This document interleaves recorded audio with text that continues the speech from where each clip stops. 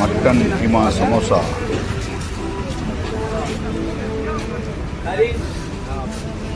Nice. Cheese popcorn samosa ஒரு டப்பில் தராங்க, நல்லா தான் இருக்குது. இந்த டப் சமோசா வந்து ஒரு 10 பீஸ் இருக்குதுன்னு நினைக்கிறேன்.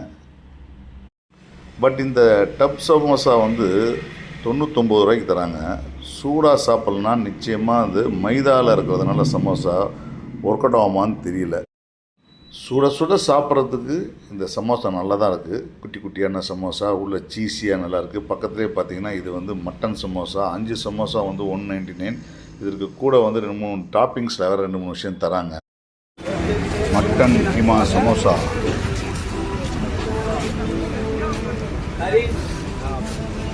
நைஸ். இந்த கடை பேர் சமோசா ட்ரையாங்கிள் க்ரீம் ஸ்டோரி. அதுக்கு மேலே மாடியில் இருக்குது, அண்ணா நகரில். இந்த இடத்துல நல்ல ஸ்பேசியஸாகவும் இருக்குது, நிறைய க்யூ நிற்குது. அந்த க்யூலாம் தாண்டி நம்ம போய் வாங்கி சாப்பிட்டா நிச்சயமாக இது வந்து கொஞ்சம் விலை ஜாஸ்தி தான். இதே போல் ஒரு கடை நான் பெங்களூரில் பார்த்துருக்கேன், ஒன்லி ஃபார் சமோசாஸ். சூப்பராக இருந்துச்சு அந்த கடை.